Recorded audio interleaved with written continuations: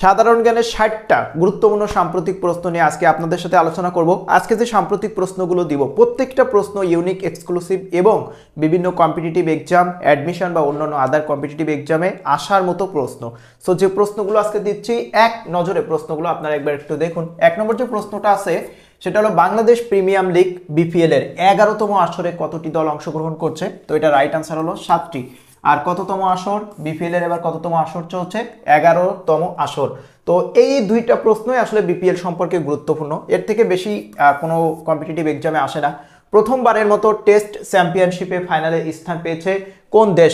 তো দক্ষিণ আফ্রিকা প্রথমবারের মতো স্থান পেয়েছে। আর 3 নম্বর যে প্রশ্নটা আছে, D8 এর নবম সদস্য দেশ কোনটি? D8 এর নবম সদস্য দেশ হলো আজারবাইজান।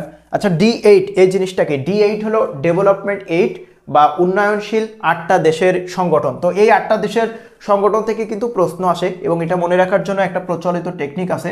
সেই টেকনিকটা আমি একটু বলি, যে বাপ মা নাই তুমি সব, বাপ মা নাই তুমি সব।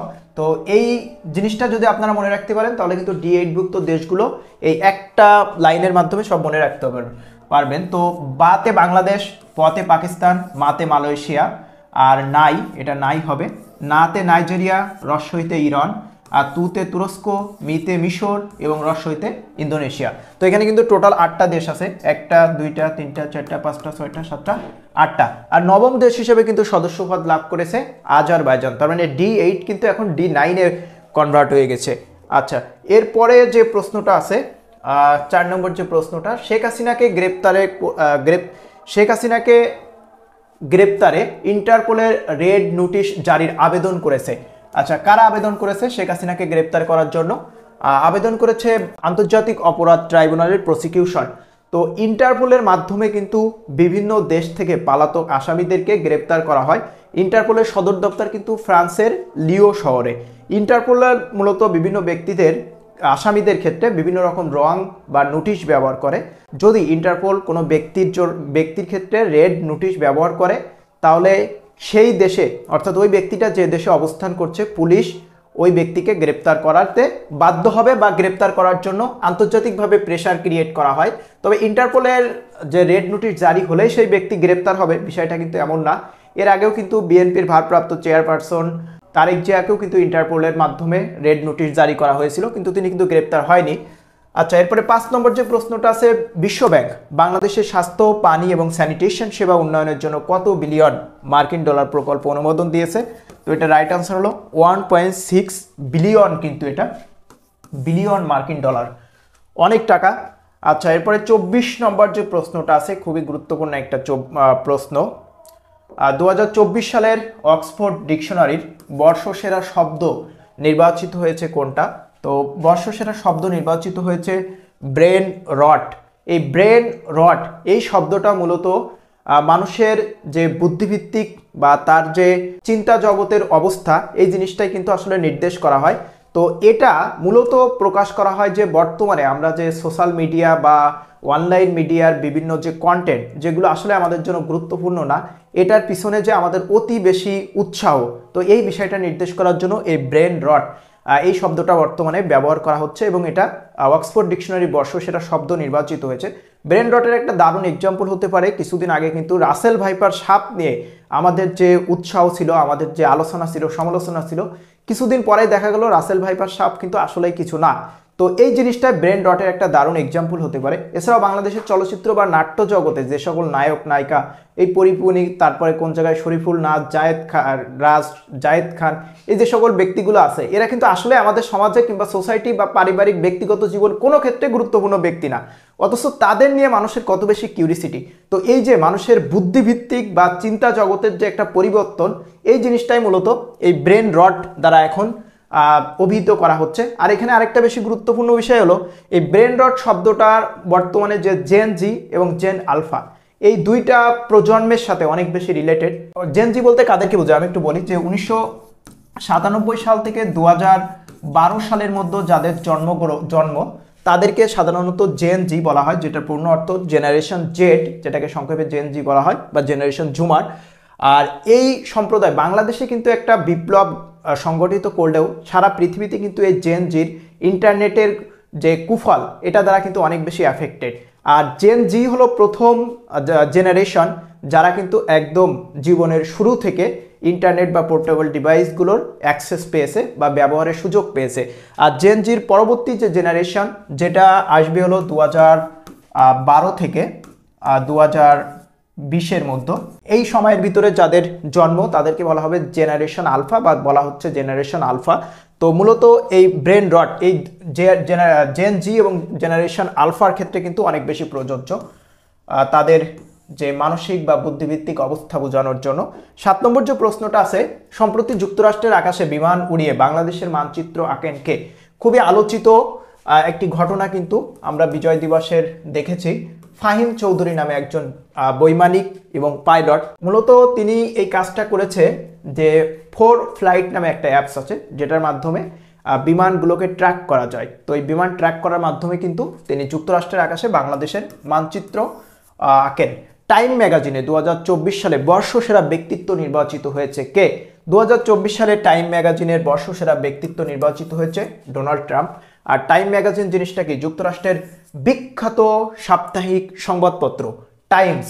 এই টাইমসের যে ম্যাগাজিন, সংবাদপত্রে কিন্তু ম্যাগাজিন থাকে যেখানে মূলত ম্যাগাজিন বলতেও কিন্তু একটা সাময়িককে বোঝায়, যেখানে নির্দিষ্ট সময়ের পর পর, সাধারণত 1 সপ্তাহ বা 1 মাস হতে পারে, বিভিন্ন বিষয় বা গুরুত্বপূর্ণ ঘটনা বলে কিন্তু সেখানে প্রকাশ করা হয়। তো যুক্তরাষ্ট্রের যে টাইম নামে যে পত্রিকাটা আছে তার ম্যাগাজিনে বর্ষসেরা ব্যক্তিত্ব নির্বাচিত হয়েছেন ডোনাল্ড ট্রাম্প। 9 নম্বর যে প্রশ্নটা আছে, 2024 সালে দ্য ইকোনমিস্ট বর্ষসেরা ম্যাগাজিনে বর্ষসেরা দেশের স্বীকৃতি পেয়েছে কোন দেশ? তো 2024 সালের দ্য ইকোনমিস্ট এর ম্যাগাজিনে বর্ষসেরা দেশের স্বীকৃতি পেয়েছে আমাদের স্বয়ং বাংলাদেশ। বাংলাদেশের এই রিসেন্ট ছাত্র জনতার গণঅভ্যুত্থানের কারণে কিন্তু the economist, are the economist এটা কিন্তু যুক্তরাজ্যের একটি সাপ্তাহিক পত্রিকা এবং বিশ্বে অত্যন্ত প্রভাবশালী একটা পত্রিকা। ইকোনমিস্টের ম্যাগাজিনে বর্ষসেরা দেশের স্বীকৃতি পেয়েছে বাংলাদেশ। আর টাইম ম্যাগাজিনে বর্ষসেরা ব্যক্তিত্বের নির্বাচিত হয়েছেন ডোনাল্ড ট্রাম্প। আচ্ছা, এরপর 10 নম্বর যে প্রশ্নটা আছে এই প্রশ্নটাও অনেক বেশি গুরুত্বপূর্ণ। 2024 সালে ব্যালন ডিওর জয়লাভ করেছে কে? 2024 সালে ব্যালন ডিওর জয়লাভ করেছে রদ্রি।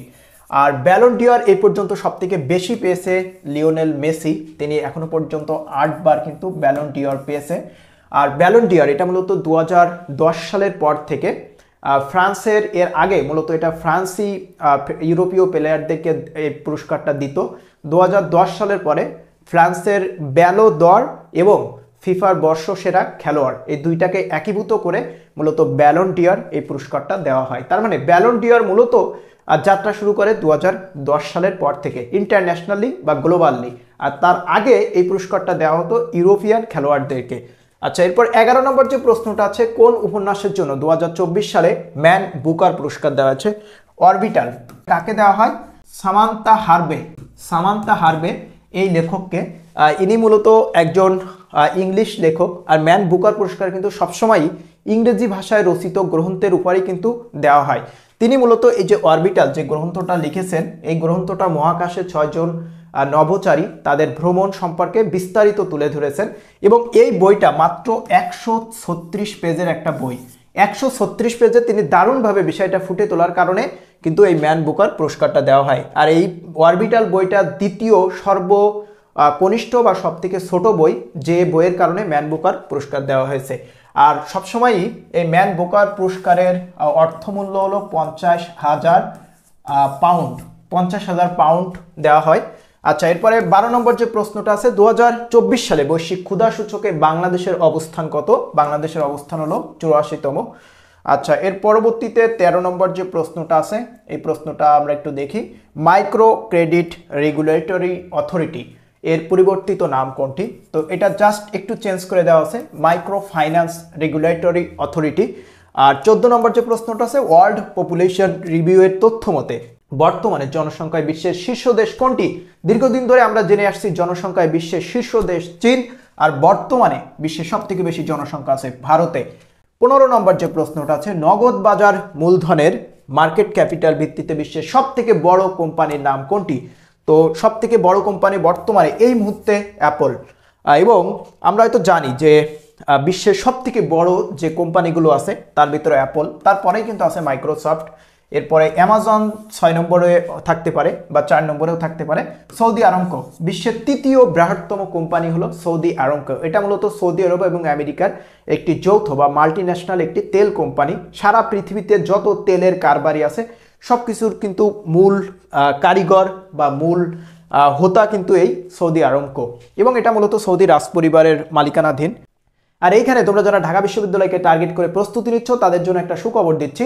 তোমরা এই ভিডিওটা দেখার পরে ডিসক্রিপশন বক্সটা একটু চেক করবা। ডিসক্রিপশন বক্সে দেখবা দুইটা ঢাকা বিশ্ববিদ্যালয়ের জন্য ইউনিক মডেল টেস্ট দেওয়া আছে, একটা হলো গুগল ফর্ম, একটা হলো পিডিএফ। এই দুইটা এক্সাম তোমরা দিবা। এক্সাম দেওয়ার পরে এখানকার প্রশ্নগুলো এবং প্রশ্ন প্যাটার্ন সম্পর্কে আইডিয়া নেওয়ার চেষ্টা করবা। কত মার্ক পেয়েছো সেটা অবশ্যই কমেন্ট করে জানাবা। তারপরে যদি তোমার মনে হয় যে না এমন আরও 25টা মডেল টেস্টে পরীক্ষা দেওয়া দরকার, রিটেন সাপোর্ট নেওয়া দরকার, তাহলে আমাদের যে ঢাকা বিশ্ববিদ্যালয়কে টার্গেট করে এক্সাম ব্যাচ আছে ওই এক্সাম ব্যাচের সাথে তোমরা কানেক্টেড থাকতে পারো। রাজশাহী বিশ্ববিদ্যালয়ে যাদের স্বপ্ন তাদের জন্য আমাদের একটা কোর্স ছিল, সেটা হলো 2500 টাকা মূল্যের একটা কোর্স, এবং এই কোর্সটা এখন আমরা 1000 টাকায় কিন্তু এই মুহূর্তে আমরা দিচ্ছি। এই কোর্সটার মূলত যে ক্লাসগুলো ছিল সেই ক্লাসগুলো এখন নেওয়া শেষ, ক্লাসগুলো রেকর্ড আছে, যে লেকচার শিটগুলো ছিল সব কিছুই সিক্রেট গ্রুপে দেওয়া আছে। জাস্ট তুমি কোর্সটা কিনবে, গ্রুপে অ্যাড হবে, লেকচার শিটগুলো সব পেয়ে যাবে, রেকর্ড ক্লাসগুলো পেয়ে যাবে, জাস্ট লাইভ ক্লাসটা করতে পারবে না, এটাই হলো অসুবিধা। কিন্তু তার বিনিময়ে কিন্তু 1500 টাকার ডিসকাউন্ট তুমি পাচ্ছ, এখান থেকে আর 1 টাকাও ডিসকাউন্টের সুযোগ নাই। এছাড়া জাহাঙ্গীরনগর বিশ্ববিদ্যালয় যাদের টার্গেট স্পেশালি সি এবং আইন অনুসার তাদের জন্য কিন্তু ডেসক্রিপশন বক্সে বিবরণী দেওয়া আছে। আমাদের এখন একটা কোর্স কিন্তু চালু আছে, এই কোর্সের সাথে তোমরা থাকলে 100% জাহাঙ্গীরনগর বিশ্ববিদ্যালয়ের জন্য একটা অথেন্টিক সাপোর্ট ইনশাআল্লাহ আমাদের কাছ থেকে পেয়ে যাবে। তো যে আলোচনা করছিলাম সেই আলোচনায় আবারও ফিরে যাচ্ছি। বিশ্বব্যাংকের মধ্যে বাংলাদেশের নারী কর্মসংস্থান কত শতাংশ বাড়লে দেশের অর্থনীতি উল্লেখযোগ্যভাবে বৃদ্ধি পাবে? বিশ্বব্যাংক সম্প্রতি বাংলাদেশ নিয়ে একটি ভবিষ্যৎবাণী করেছেন। সেখানে তিনি বলেছেন যদি 29% নারী কর্মসংস্থান বৃদ্ধি করা যায় তাহলে বাংলাদেশের অর্থনীতিতে একটা উল্লেখযোগ্য পরিবর্তন আসবে। 17 নম্বর যে প্রশ্নটা আছে, সম্প্রতি জাতিসংঘের শান্তিরক্ষী বাহিনীর উপর হামলা হয়েছে কোথায়? সম্প্রতি লেবাননে জাতিসংঘের শান্তিরক্ষী বাহিনীর উপর হামলা করেছে কারা? মধ্যপ্রাচ্যের ক্যান্সার খ্যাত যে দেশটা আছে সেই দেশের সেনাবাহিনী। আচ্ছা, 18 নম্বর যে প্রশ্নটা আছে, ফ্যাসিস্ট এবং গণহত্যাকারী আচরণের জন্য সম্প্রতি ইসরায়েলের সাথে কূটনৈতিক সম্পর্ক ছিন্ন করেছে, তো হামলা করেছে এই দেশটা এমন একটা দেশ যে অনলাইন মিডিয়া এই দেশটার নামটাও উল্লেখ করা যায় না, এতটা জঘন্য একটা দেশ। আচ্ছা, ফ্যাসিস্ট এবং গণহত্যাকারী আচরণের জন্য সম্প্রতি মধ্য আমেরিকার একটি দেশ নিকারাগুয়া, এই দেশটি কিন্তু ইসরায়েলের সাথে কূটনৈতিক সম্পর্ক ছিন্ন করে প্রতিবাদ জানিয়েছে। খুবই গুরুত্বপূর্ণ একটা প্রশ্ন ছিল কিন্তু 18 নম্বর। আচ্ছা, 19 নম্বর যে প্রশ্নটা আছে, 2022-23 অর্থ বছরে বাংলাদেশ কি পরিমাণ ইলিশ আহরণ করে? বাংলাদেশ 5,71,342 মেট্রিক টন ইলিশ আহরণ করে। আপনি কি কল্পনা করতে পারেন 5,71,342 টন ইলিশ উৎপাদনকারী বাংলাদেশে ইলিশের কেজি হয় 2000 টাকা, যেটা সাধারণ কোনো মানুষের সামর্থ্যের সম্পূর্ণ বাইরে। আচ্ছা, 20 নম্বর যে প্রশ্নটা আছে, প্রস্তাবিত মিশরের নতুন রাজধানীর নাম কি? প্রস্তাবিত মিশরের কায়রো, এটার চেঞ্জ করে এখন নতুন নামকরণ করতে যাচ্ছে নিউ ক্যাপিটাল নামে। 21 নম্বর যে প্রশ্নটা আছে, 31তম অ্যাপেক সম্মেলন কোথায় অনুষ্ঠিত হবে? আচ্ছা, 31তম অ্যাপেক সম্মেলন অনুষ্ঠিত হবে পেরু। আচ্ছা, যখনই অ্যাপেক এই শব্দটা চলে আসে, আমি যদি আপনাকে বলি যে এই জিনিসটা তাহলে কি, ওপেক জিনিসটা কি? অ্যাপেক এবং ওপেক দুইটা কিন্তু আলাদা আলাদা সংস্থা, আন্তর্জাতিক সংস্থা। এই জিনিসটা কিন্তু অনেক সময় প্যাচ লেগে যায়। অ্যাপেক হলো এশিয়ান প্যাসিফিক ইকোনমিক কোঅপারেশন। আবারও বলছি, এশিয়ান প্যাসিফিক ইকোনমিক কোঅপারেশন মানে এশিয়া এবং প্রশান্ত মহাসাগরের উপকূলবর্তী দেশগুলোর একটি অর্থনৈতিক আন্তর্জাতিক অর্গানাইজেশন কিন্তু অ্যাপেক। আর ওপেক হলো organisation of petroleum exporting countries, মানে পেট্রোলিয়াম যে তেল এটা রপ্তানিকারক যে দেশগুলো আছে তাদের সংস্থা কিন্তু ওপেক, যেটার সদর দপ্তর বিউপিতে কিন্তু এই প্রশ্নটা চলে আসছিল যে ওপেকের সদর দপ্তর কোথায়? ওপেকের সদর দপ্তর হলো অস্ট্রিয়ার রাজধানী ভিয়েনাতে। আচ্ছা, এরপরে 22 নম্বর যে প্রশ্নটা আছে এটা অনেক বেশি গুরুত্বপূর্ণ। বর্তমানে বাংলাদেশের কতটি ক্ষুদ্র ঋণ প্রতিষ্ঠান রয়েছে? 22 নম্বর, বর্তমানে বাংলাদেশের 762টি ক্ষুদ্র ঋণ প্রতিষ্ঠান রয়েছে। এখানে একটা গুরুত্বপূর্ণ ইনফরমেশন আমি একটু জানিয়ে রাখি। বিউপির কথা যেহেতু বললাম, বিউপিতে এবার দুইটা প্রশ্ন আসছে একটু ভিন্নভাবে। একটা আসছে নোবেল পুরস্কার থেকে, এবং আরেকটা আসছে, আচ্ছা নোবেল পুরস্কারেরটা আগে বলি। নোবেল পুরস্কারের প্রশ্নটা এভাবে আসছে যে পৃথিবীতে বা এখনো পর্যন্ত সব থেকে বেশি কোন অর্গানাইজেশন নোবেল পুরস্কার পেয়েছে? তো এটা হলো রেড ক্রস সব থেকে বেশি নোবেল পুরস্কার পেয়েছে। নোবেল পুরস্কার সম্প্রতি যেটা দেওয়া হয়েছে, এই সাম্প্রতিক ঘটনাবলী থেকে কিন্তু প্রশ্ন আসেনি, প্রশ্নটা আসছে কিন্তু একটু ভিন্নভাবে। সো এই বিষয়গুলো সম্পর্কে একটু অ্যালার্ট থাকতে হবে। এবং আরও একটা বিষয় অ্যালার্ট থাকতে হবে যে পুরস্কার সংক্রান্ত যে তথ্যগুলো আছে, যেমন পুলিৎজার পুরস্কার কোন ক্ষেত্রে দেওয়া হয়, সাহসিকতার ক্ষেত্রে, সাহসী সাংবাদিকতার ক্ষেত্রে কোন পুরস্কার দেওয়া হয়। আচ্ছা, এশিয়ার নোবেল খ্যাত একটা পুরস্কার আছে র্যামন ম্যাগসেসে, এই পুরস্কারটা কোন ক্ষেত্রে দেওয়া হচ্ছে, কে পাচ্ছে, এই সম্পর্কিত ইনফরমেশন জানা অনেক অনেক বেশি গুরুত্বপূর্ণ। ম্যান বুকার পুরস্কার নিয়ে আলোচনা করলাম। এছাড়াও অস্কার কোন ক্ষেত্রে দেওয়া হচ্ছে, নোবেল পুরস্কার তো অবশ্যই গুরুত্বপূর্ণ। এই সংক্রান্ত ইনফরমেশনগুলো জানতে হবে, এগুলো থেকে কিন্তু ফ্রিকোয়েন্টলি প্রশ্ন আসে। আচ্ছা, এরপরে 23 নম্বর যে প্রশ্নটা আছে, বিশ্ব ব্যাংকের পূর্বাভাস অনুযায়ী 2024-25 অর্থ বছরে বাংলাদেশের সম্ভাব্য অর্থনৈতিক প্রবৃদ্ধির হার কত? তো বিশ্ব ব্যাংকের পূর্বাভাস অনুযায়ী বাংলাদেশের অর্থনৈতিক প্রবৃদ্ধি হতে পারে 6.5%। 24 নম্বর যে প্রশ্নটা আছে, প্রথমবারের মতো মালয়েশিয়ার মাটিতে প্রবাসী বাংলাদেশে নিয়ে অনুষ্ঠিত ফার্স্ট অ্যাচিভার্স অ্যাওয়ার্ড 2024 এর মূল উদ্দেশ্য কি ছিল? মূল উদ্দেশ্যই ছিল প্রবাসীদের সম্মাননা প্রদান। কারণ প্রবাসীরা আমরা দেখেছি জুলাই ছাত্র অভ্যন্তরে যেমন গুরুত্বপূর্ণ ভূমিকা রেখেছে, একই সাথে কিন্তু দেশের অর্থনীতিতে প্রবাসীদের অবদান অনবদ্য। 25 নম্বর যে প্রশ্নটা আছে, সম্প্রতি লেবাননে ইসরায়েল ও হিজবুল্লাহর মধ্যে কতদিনের যুদ্ধবিরতি চুক্তি হয়েছে? যদিও এই চুক্তিটা শেষ হয়ে গেছে বা হয়েছিল, 60 দিনের একটা বিরতি হয়েছিল। আচ্ছা, 26 নম্বর যে প্রশ্নটা আছে, 2024 সালের ম্যান বুকার পুরস্কার লাভ করে কে? আমি আগেই বলেছি, আলোচনাও করেছি, সামান্থা হার্ভে, যুক্তরাজ্যের বা ইংলিশ লেখক সামান্থা হার্ভে অরবিটাল গ্রন্থের জন্য। 27 নম্বর যে প্রশ্নটা আছে, 2026 সালে 28তম কমনওয়েলথের শীর্ষ সম্মেলন কোথায় অনুষ্ঠিত হবে? অ্যান্টিগুয়া অ্যান্ড বারমুডা, আটলান্টিক মহাসাগরের খুব ক্ষুদ্র একটা দেশ অ্যান্টিগুয়া অ্যান্ড বারমুডা, এখানেই হতে যাচ্ছে কমনওয়েলথের শীর্ষ 28তম সম্মেলন। কততম? 28তম সম্মেলন। কমনওয়েলথ আন্তর্জাতিক এই সংস্থাটা অনেক বেশি গুরুত্বপূর্ণ, এখান থেকে কিন্তু ফ্রিকোয়েন্টলি প্রশ্ন আসে। কমনওয়েলথ জিনিসটা কি? ব্রিটিশ সাম্রাজ্যভুক্ত যে দেশগুলো এখন স্বাধীন এবং সার্বভৌম, এই দেশগুলোর একটা অর্গানাইজেশন হলো কমনওয়েলথ। এইখানে একটা বিষয় গুরুত্বপূর্ণ হলো, কমনওয়েলথের ক্ষেত্রে নিচের কোন দেশটি ব্রিটিশ সাম্রাজ্যভুক্ত কিন্তু কমনওয়েলথের সদস্য নয়? এভাবে প্রশ্নটা আসে এবং এভাবে আসার সম্ভাবনাও অনেক অনেক বেশি গুরুত্বপূর্ণ। সো এক্ষেত্রে একটা টেকনিক মনে রাখা যায়। টেকনিকটা হলো, আমি ইমাকে সুই ও কামিজ দিব। তো আমি যদি আতে ধরি আমেরিকা বা যুক্তরাষ্ট্র, যেটা যুক্তরাষ্ট্র কিন্তু ব্রিটিশ সাম্রাজ্যভুক্ত কিন্তু কমনওয়েলথের সদস্য নয়, আর মিতে মিশর, আর রস্যইতে ইরাক, মাতে মালয়েশিয়া, কেতে কুয়েত, সুতে সুদান, রস্যইতে ইয়েমেন, কাতে কাতার, মিতে মিশর, জতে জর্দান। আর মাতে কিন্তু মালয়েশিয়া, এটা মি না, আর এটা হলো মিতে মিশর। তো এই যে দেশটা আছে, এই 10টা দেশ কিন্তু কমনওয়েলথভুক্ত, তারপরেও ব্রিটিশ সাম্রাজ্যভুক্ত, তারপরেও কিন্তু কমনওয়েলথের সদস্য না। এরপর 28 নম্বর যে প্রশ্নটা আছে, এই প্রশ্নটা অনেক বেশি গুরুত্বপূর্ণ, যে 11তম D8 এর শীর্ষ সম্মেলন কোথায় অনুষ্ঠিত হবে? D8 নিয়ে একটু আগে আলোচনা করছি। 11তম শীর্ষ সম্মেলন অনুষ্ঠিত হবে মিশরের কায়রো শহরে। আর 29 নম্বর যে প্রশ্নটা আছে, কবে অনুষ্ঠিত হয় D8 এর শীর্ষ সম্মেলন?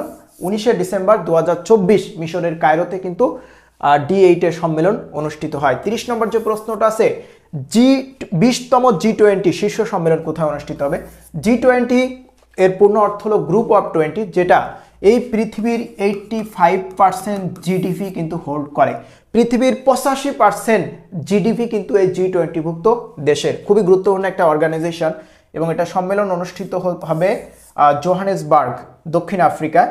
আচ্ছা, 30 নম্বর প্রশ্ন এবং 31 নম্বর যে প্রশ্নটা আছে, 2026 সালে বিশ্ব বাণিজ্য সংস্থা ওয়ার্ল্ড ট্রেড অর্গানাইজেশনের 14তম মন্ত্রী পর্যায়ের সম্মেলন কোথায় অনুষ্ঠিত হবে? ক্যামেরুনে অনুষ্ঠিত হবে। 32 নম্বর যে প্রশ্নটা আছে, 2025 সালে 30তম জাতিসংঘ জলবায়ু পরিবর্তন সম্মেলন COP30 কোথায় অনুষ্ঠিত হবে? এটা অনুষ্ঠিত হবে ব্রাজিলে। আর কিছুদিন আগেই কিন্তু আজারবাইজানের রাজধানী বাকুতে 29তম জলবায়ু সম্মেলন বা COP29 কিন্তু অনুষ্ঠিত হলো। আচ্ছা, 33 নম্বর যে প্রশ্নটা আছে, ACU বা এটাকে বলা হয় আকু এর সর্বশেষ সদস্য কোনটি? ACU বা আকুর সর্বশেষ সদস্য দেশ হলো মরিশাস, আর আকু এর পূর্ণ অর্থ হলো এশিয়ান ক্লিয়ারিং ইউনিয়ন। তো এশিয়ান ক্লিয়ারিং ইউনিয়ন এটার সদস্যপদ লাভ করেছে মরিশাস, যেটা আফ্রিকার দেশ, এবং পৃথিবীতে 3টা হিন্দু সংখ্যাগরিষ্ঠতা দেশ আছে, একটা হলো ভারত, একটা হলো নেপাল, আর একটা হলো মরিশাস আফ্রিকার। আচ্ছা, 34 নম্বর যে প্রশ্নটা আছে এটা কিন্তু অনেক বেশি গুরুত্বপূর্ণ। 1 জানুয়ারি 2025 কোন দেশ আন্তর্জাতিক অপরাধ ট্রাইব্যুনাল আইসিসির 125তম সদস্যপদ লাভ করেছে? আচ্ছা, 1 জানুয়ারি 2025 ইউক্রেন কিন্তু আন্তর্জাতিক অপরাধ আদালতের সদস্যপদ লাভ করেছে। 35 নম্বর যে প্রশ্নটা আছে 18 অক্টোবর 2024 কোন দেশ আইডিএ এর 175তম সদস্যপদ লাভ করেছে? সুরিনাম। এই দেশটা কিন্তু আইডিএ, এটা কিন্তু বিশ্ব ব্যাংকের একটি শাখা, এবং বিশ্ব ব্যাংকের এই শাখা তৃতীয় বিশ্বের দেশগুলোতে অত্যন্ত অল্প শর্তে এবং অল্প সুদে ঋণ প্রদান করে, যে কারণে আইডিএ কে বলা হয় সফট লোন উইন্ডো। যদি বলা হয় বিশ্ব ব্যাংকের কোন শাখাকে সফট লোন উইন্ডো বলা হয়, তাহলে আনসার করতে হবে আইডিএ, বিশ্ব ব্যাংকের যে 5টি শাখা আছে। 36 নম্বর যে প্রশ্নটা আছে 21 অক্টোবর 2024 কোন দেশ আইএমএফ এর 191তম সদস্যপদ লাভ করেছে? উত্তর কোরিয়া আইএমএফ এর 191তম সদস্যপদ লাভ করেছে। সারা পৃথিবীতে মুদ্রার মান নিয়ন্ত্রণ করার জন্য যে আন্তর্জাতিক সংস্থা, সেটি কিন্তু ইন্টারন্যাশনাল মনিটারি ফান্ড বা আইএমএফ। ডলারের বিপরীতে টাকার মূল্য কত বা ডলারের বিপরীতে রিয়াদের মূল্য কত, এটা নির্ধারণ করে কিন্তু আইএমএফ, অনেকগুলো ক্যাটাগরির উপর ভিত্তি করে। 37 নম্বর যে প্রশ্নটা আছে 22 অক্টোবর 2024 কোন দেশ আন্তর্জাতিক কৃষি উন্নয়ন তহবিল, যেটাকে বলা হচ্ছে IFAD international finance agriculture development, এর 179তম সদস্যপদ লাভ করেছে কোন দেশ? এটারও সদস্যপদ লাভ করেছে ইউক্রেন। 38 নম্বর যে প্রশ্নটা আছে হোয়াইট হাউসে প্রথম নারী চিফ অফ দ্য স্টাফ হচ্ছেন কে? সুসি ওয়াইলস। হোয়াইট হাউসের প্রথম নারী চিফ অফ দ্য স্টাফ হচ্ছেন। 39 নম্বর যে প্রশ্নটা আছে এটা কিন্তু অনেক বেশি গুরুত্বপূর্ণ। যুক্তরাষ্ট্রের 50তম ভাইস প্রেসিডেন্ট কে হতে যাচ্ছে? James David Vance. James David Vance. 40 নম্বর যে প্রশ্নটা আছে ভিজুয়াল ক্যাপিটালিস্টের তথ্য অনুযায়ী প্রাকৃতিক সম্পদে বিশ্বের শীর্ষ দেশ কোনটি? প্রাকৃতিক সম্পদে বিশ্বের শীর্ষ দেশ হলো রাশিয়া। রাশিয়ার যে সাইবেরিয়া আছে, এখানে কিন্তু সোনার খনি, হীরার খনি, তেলের খনি, গ্যাসের খনি সবকিছুই কিন্তু আসে সাইবেরিয়া অঞ্চলে। জাতিসংঘ ঘোষিত টেকসই এবং স্থিতিস্থাপক পর্যটনের আন্তর্জাতিক বর্ষ কোনটি? আন্তর্জাতিক বর্ষ হলো 2026। আর টেকসই এবং স্থিতিস্থাপক পর্যটনের আন্তর্জাতিক বর্ষ 2027 কিন্তু। আর 42 নম্বর যে প্রশ্নটা আছে জাতিসংঘ ঘোষিত নারী কৃষকদের আন্তর্জাতিক বর্ষ কোনটি? নারী কৃষকদের আন্তর্জাতিক বর্ষ 2026। 43 নম্বর যে প্রশ্নটা আছে বিশ্বের কোন দেশ প্রথম কাঠ দিয়ে স্যাটেলাইট তৈরি করেন? তো বিশ্বের জাপান প্রথম কাঠ দিয়ে স্যাটেলাইট তৈরি করেন। আর 44 নম্বর যে প্রশ্নটা আছে বিটকয়েন কোন দেশের অফিসিয়াল মুদ্রা? El Salvador. এটা হলো আমেরিকার একটি দেশ, এল সালভাদর, তারা বিটকয়েনকে কিন্তু তাদের দেশের অফিসিয়াল মুদ্রা হিসেবে স্বীকৃতি দিয়েছে। 45 নম্বর যে প্রশ্নটা আছে যুক্তরাষ্ট্রের কনজারভেটিভ পার্টির প্রথম কৃষ্ণাঙ্গ নেতাকে? কনজারভেটিভ পার্টির প্রথম কৃষ্ণাঙ্গ নেতা হলেন কেমি বেইডনক। কেমি বেইডনক যুক্তরাষ্ট্রের কনজারভেটিভ পার্টির প্রথম কৃষ্ণাঙ্গ নেতা। 46 নম্বর যে প্রশ্নটা আছে এটাও কিন্তু অনেক বেশি গুরুত্বপূর্ণ একটা প্রশ্ন। সৌদি আরবের রিয়াদে নির্মিতব্য বিশ্বের সবচেয়ে ব্যয়বহুল ভবনের নাম কি? মুকাব টাওয়ার। সৌদি আরবের রিয়াদে নির্মিতব্য মানে যেটা নির্মাণ হচ্ছে বিশ্বের সবথেকে ব্যয়বহুল ভবন এটাই। 47 নম্বর লেবাননের রাজনৈতিক এবং সশস্ত্র সংগঠন হিজবুল্লাহর নতুন মহাসচিবকে? নাইম কাসেম। নাইম কাসেম লেবাননের রাজনৈতিক এবং সশস্ত্র সংগঠন হিজবুল্লাহর নতুন মহাসচিব। 48 নম্বর যে প্রশ্নটা আছে বাংলা একাডেমির বর্তমান সভাপতিকে? বাংলা একাডেমির বর্তমান সভাপতি হলো অধ্যাপক আবুল কাশেম ফজলুল হক। 49 নম্বর যে প্রশ্নটা আছে 21 নভেম্বর 2024 কোন প্রধানমন্ত্রীর বিরুদ্ধে আন্তর্জাতিক অপরাধ আদালত আইসিসি গ্রেপ্তারি পরোয়ানা জারি করেছে? বেনিয়ামিন নেতানিয়াহু ইসরায়েলের প্রেসিডেন্ট, তার বিরুদ্ধে কিন্তু আন্তর্জাতিক অপরাধ ট্রাইব্যুনাল আদালত আইসিসি গ্রেপ্তারি পরোয়ানা জারি করেছে। 50 নম্বর যে প্রশ্নটা আছে যুক্তরাষ্ট্রের রাজনীতিতে গ্র্যান্ড ওল্ড পার্টি নামে পরিচিত কোন রাজনৈতিক দল? রিপাবলিকান পার্টি, ডোনাল্ড ট্রাম্পের রাজনৈতিক দল, এটাকে বলা হচ্ছে গ্র্যান্ড ওল্ড পার্টি। এরপর 51 নম্বর যে প্রশ্নটা আছে, সম্প্রতি আফগানিস্তানের সাথে পুনরায় সরাসরি মালবাহী ট্রেন চলাচল শুরু করেছে কোন দেশ? চীন। চীন কিন্তু বর্তমানে সরাসরি আফগানিস্তানের সাথে অর্থনৈতিক কার্যক্রম পরিচালনা করছে। ভুটানের নেতৃত্বে গঠিত কার্বন নিরসন কমাতে নতুন ফর্মের নাম কি? G0। G0 মূলত ভুটান এবং বিশ্বের আরও কয়েকটি দেশ আছে, যেমন পানামা, সুরিনাম।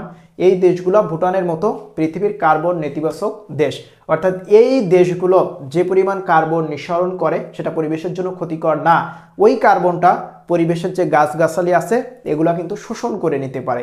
সো এই দেশগুলো এবার COP29-এ আজারবাইজানের বাকুতে যেটা অনুষ্ঠিত হলো, সেখানে কিন্তু একটা নতুন অর্গানাইজেশন বা একটা ফোরাম গঠনের চেষ্টা করেছে, যেটার নাম দিয়েছে হলো G0। আচ্ছা, এরপর 53 নম্বর যে প্রশ্নটা আছে, সম্প্রতি রশ্মি দিয়ে মহাকাশে স্যাটেলাইট ধ্বংস করতে সক্ষম ক্ষেপণাস্ত্র আবিষ্কার করেছে কোন দেশ? চীন। আচ্ছা, এই কাজটা করেছে চীন। 54 নম্বর, প্রথম বাংলাদেশি খেলোয়াড় যিনি 6000 টেস্ট রান অতিক্রম করেছেন, মুশফিকুর রহিম। 55 নম্বর, সাব মহিলা চ্যাম্পিয়নশিপ 2024-এ সেরা গোলরক্ষকের পুরস্কার পেয়েছে কে? ঋতুপর্ণা চাকমা। তিনি কিন্তু সেরা খেলোয়াড় নির্বাচিত হয়েছে। বাংলাদেশ দ্বিতীয়বারের মধ্যে নেপালকে হারিয়ে কিন্তু এই ফুটবল গেমে কিন্তু শিরোপা লাভ করে। এর আগেও কিন্তু আরেকবার বাংলাদেশ শিরোপা লাভ করেছে, এবার নেপালকে হারিয়ে দ্বিতীয়বারের মতো আবারও শিরোপা লাভ করেছে। আচ্ছা, 56 নম্বর যে প্রশ্নটা আছে, যুক্তরাষ্ট্রের প্রেসিডেন্ট নির্বাচনে কোন অঙ্গরাজ্য দোদুল্যমান রাজ্য হিসেবে বিবেচিত হয়? তো যুক্তরাষ্ট্রের জর্জিয়া যে রাজ্যটা আছে, এই রাজ্যে কখনো দেখা যায় ডেমোক্রেটিক পার্টি জয়লাভ করতেছে, আবার কখনো দেখা যায় রিপাবলিকানরা জয়লাভ করতেছে, যে কারণে এই রাজ্যকে বলা হচ্ছে দোদুল্যমান রাজ্য। এবং এমন কিন্তু আরও 7টি রাজ্য আছে যে রাজ্যগুলোকে বলা হয় সুইং স্টেট, কারণ এই রাষ্ট্রগুলোই মূলত নির্ধারণ করে রাজ্যগুলোই যে যুক্তরাষ্ট্রের প্রেসিডেন্ট কে হবে। 57 নম্বর যে প্রশ্নটা আছে, 2024 সালে সাহিত্যে নোবেল পাওয়া উপন্যাসের নাম কি? সাহিত্যে নোবেল পাওয়া উপন্যাসের নাম হলো দ্য ভেজিটেরিয়ান। দক্ষিণ কোরিয়ার নাগরিক হ্যান ক্যাং এর বিখ্যাত একটি উপন্যাস দ্য ভেজিটেরিয়ান। এটা কিন্তু 2007 সালে যখন প্রকাশিত হয়, তারপরে কিন্তু ম্যান বুকার পুরস্কারও লাভ করে এবং 2024 সালে এসে এটার জন্যই কিন্তু প্রথম এশীয় মহিলা হিসেবে নোবেল পুরস্কার কিন্তু তিনি জয় করে নিয়েছে। সম্প্রতি অন্তর্বর্তীকালীন সরকার কতটি জাতীয় দিবস বাতিলের সিদ্ধান্ত নিয়েছে? সম্প্রতি 8টি জাতীয় দিবস বাতিলের সিদ্ধান্ত নিয়েছে। 59 নম্বর যে প্রশ্নটা আছে, বাংলাদেশ ক্রিকেট দলের নতুন কোচ কে? তো বাংলাদেশ ক্রিকেট দলের নতুন কোচ হলো ফিল সিমন্স। তো ফিল সিমন্স তিনি কিন্তু ত্রিনিদাদ এই দেশের সাবেক ক্রিকেটার। এখন তোমাদেরকে মনে হতে পারে যে ত্রিনিদাদ এই দেশের একজন ক্রিকেটার বাংলাদেশের কোচ কিভাবে হলো? প্রকৃতপক্ষে এই দেশটা কিন্তু ওয়েস্ট ইন্ডিজ ভুক্ত, যে ইন্টারন্যাশনাল ওয়েস্ট ইন্ডিজ কিন্তু নির্দিষ্ট কোনো দেশ না। ওয়েস্ট ইন্ডিজ বলা যায় যে একটা ফেডারেশন, এই ফেডারেশনের একটা রাষ্ট্র কিন্তু এই ত্রিনিদাদ, এবং তিনি মূলত ওয়েস্ট ইন্ডিজের সাবেক একজন ওপেনার। আচ্ছা, এরপরে 60 নম্বর যে প্রশ্নটা আছে, ওয়ার্ল্ড ইকোনমিক ফোরামের জেন্ডার গ্যাপ প্রতিবেদনে 2024 সালে জেন্ডার সমতায় দক্ষিণ এশিয়ার শীর্ষে রয়েছে কোন দেশ? বাংলাদেশ। দক্ষিণ এশিয়ার 2024 সালে জেন্ডার সমতায় শীর্ষ। তাহলে বাংলাদেশের 2024 সালের দুইটা বড় ইন্টারন্যাশনাল অ্যাচিভমেন্ট আমরা দেখছি। একটা হলো দ্য ইকোনমিস্টের ম্যাগাজিনে বর্ষসেরা দেশের স্বীকৃতি পেয়েছে বাংলাদেশ, আরেকটা হলো দক্ষিণ এশিয়ার জেন্ডার গ্যাপ প্রতিবেদনে জেন্ডার সমতায় বাংলাদেশ কিন্তু শীর্ষে রয়েছে। সো দুইটা ইনফরমেশনে কিন্তু অনেক বেশি গুরুত্বপূর্ণ। তো আজকে আপনাদের সাথে যে প্রশ্নগুলো শেয়ার করলাম, প্রত্যেকটা প্রশ্ন কিন্তু কম্পিটিটিভ এক্সামের জন্য অনেক বেশি গুরুত্বপূর্ণ এবং জানা অনেক বেশি দরকার।